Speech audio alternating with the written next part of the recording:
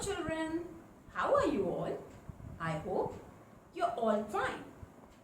Children, my name is Saroj and today I'll be teaching you a very interesting topic in social science. But before that, I'll ask you a few general questions. Just try to answer them. Fine? So let us start. So my first question is, can you tell me which is the third planet on our solar system? Yes? Yes, the answer is Earth. Earth is the planet on which we are living and it is the third planet from our solar system.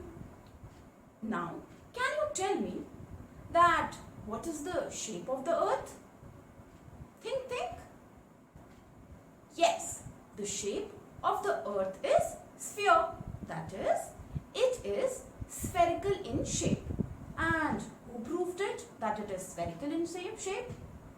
Well, Ferdinand Magellan, along with his sailor friend, he sailed around for 3 years and then he proved that Earth is spherical in shape. Now children, can you tell me the name of the scientist who said that Earth spins on its axis? Or he also said that it moves around the sun. What was the name of that scientist? Just think. He was Nicolaus Copernicus. I would again like to repeat. He was Nicolaus Copernicus. He was the person who said that Earth spins on its axis. Now, you just heard the word axis, that Earth spins on its axis. Now, what is an axis? Well, just to find out what is an axis, we will do a small experiment, right? So, let us start. Children, just look at this bangle. Now, if you spin this bangle, you will see a central line around which the bangle spins. This is axis. Just have a look at it again. So, this axis actually does not exist, but it is an imaginary line. ये जो axis है, ये exist नहीं करता है, ये एक imaginary line है. Just like this bangle, the Earth also spins, or you can say that it rotates around its axis. We cannot see this axis. If you look at this globe, which is the model of the Earth, you will know more about our Earth. The axis of the globe is tilted, means it is slanting, it is not vertical. The axis of the Earth is also tilted. You can see here, it is also tilted in the same manner, just like the globe, which is the model of the Earth. Now look at it here again. The axis of the globe passes from top to bottom, right? The axis of the globe passes through the top and bottom of the globe. In the same way, the axis of the Earth passes through the north and south of the Earth. In the north, this point is called as North Pole, and in the south, this point is known as South Pole. Now children, do you know that the Earth always spins in the same direction around its axis? Yes, it spins from west to east. The Earth spins from west to east. Now children, do you know Nicholas Copernicus also discovered the two important movements? Well, children, this is the topic for today's explanation. Today, we will study about the two important movements. And these movements were discovered by Nicholas Copernicus. Yes. So children, as I said, that there are two important movements. The first movement is rotation. What is the first movement? Rotation. So first we will study about rotation. Now what is rotation? Children, you know that Earth spins in the same direction around its axis, that is from west to east. Yes? This spinning movement of the Earth around its axis is called rotation. What is rotation? The spinning movement of the Earth around its axis. Right? Now, it takes 24 hours to complete one rotation. An Earth takes 24 hours to complete one rotation, and it is also responsible for days and nights. As I said, that rotation causes day and night. So, how does it do it? Well, the Earth takes 24 hours to complete one rotation, isn't it? As the Earth rotates, the part of this Earth facing the sun, as it rotates, the part of the Earth facing the sun gets light and it experiences day. Whereas the parts of the sun not receiving the sunlight experiences night. Yes. So during the 24 hours that the Earth takes for one rotation, every part of the Earth will have day and night. Also, 24 hours makes one day because our Earth takes 24 hours to complete one rotation. Revolution of the Earth. Children, you know, Earth does not seem to move, but actually it is moving all the time. It rotates on its axis. You can see here it is rotating on its axis. At the same time, it also moves around the sun in its orbit. This movement is called as revolution. What is revolution? When the Earth also moves around the sun in its orbit, then we call it revolution. It takes 365 days and 6 hours to complete one revolution around the sun. And that is why a year has usually 365 days.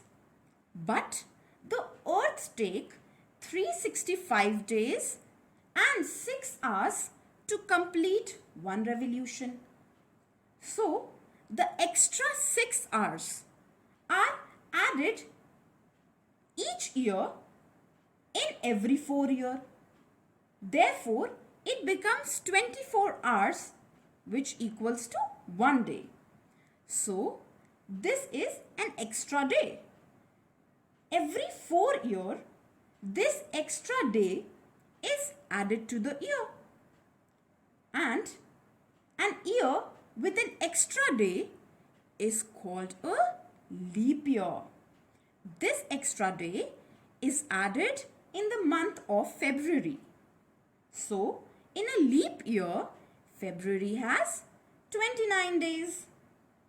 A leap year has 366 days and it comes every 4 years. Also, 2020 was a leap year. Now children, do you know that the revolution is responsible for creating seasons? And how it is responsible for creating seasons? Well, as the earth revolves around the sun, it also spins on its axis, which is tilted at an angle of 23.5 degree. It is this tilt which is responsible for seasons in both the hemispheres, that is the northern hemisphere and the southern hemisphere. Due to this tilt in the axis, all the parts of the earth do not remain at the same distance from the sun. The parts which are nearer to the sun experiences summer. The part which is nearer to the sun experiences summer, whereas the parts which are far away from the sun have less heat and it experiences winter season. So these seasons change because of the tilt in the earth's axis, which is at an angle of 23.5 degree. So children, what we have studied till now, that earth rotates on its axis. Axis of the earth passes through the two poles, that is the north and the south pole. Earth spins from west to east direction, and then we studied about the two important movements of the earth, that is the rotation and the revolution. Now children, you all know in a year there are 4 seasons. Now, what are those 4 seasons? Well, it is spring, summer, autumn and winter. Yes, each season lasts for 3 months. This season occurs in a cycle. It starts from spring, then summer, then autumn comes in, and then winter, and then again from winter, spring starts in. So this cycle keeps on repeating. Now, children, the summer and the winter have a midpoint. This midpoint is called solstice. It is divided into 2, summer solstice and winter solstice. Summer solstice is referred to as the longest day and the shortest night. Summer solstice has the longest day and the shortest night of the year. On this day, the number of hours of daylight are at maximum, while the number of hours of the darkness are at minimum. Whereas the winter solstice is referred to as the shortest day and the longest night of the year. On this day, the numbers of hours of the daylight are minimum, while the number of hours of darkness are maximum. During the first half of the year, north side of the earth is tilted towards the sun, and the south is tilted away from the sun. Yes? And for the other half of the year, the north side, you can see this side of the earth is tilted away from the sun, while the south is tilted towards the sun.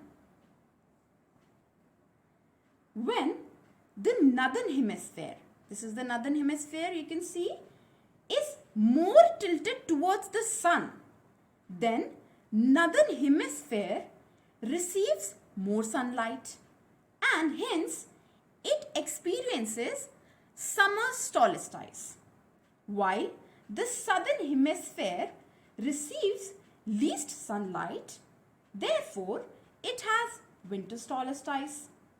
This occurs around in June 21, right? Now, when the northern hemisphere is tilted away from the sun and the northern hemisphere receives the least sunlight. When the northern hemisphere is away from the sun and it receives the least sunlight, then it experiences a winter solstice, while the southern hemisphere receives the more sunlight and has summer solstice, right?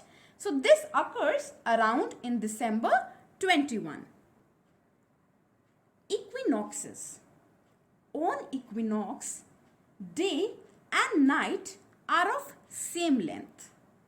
That is 12 hours of the day and 12 hours of the night.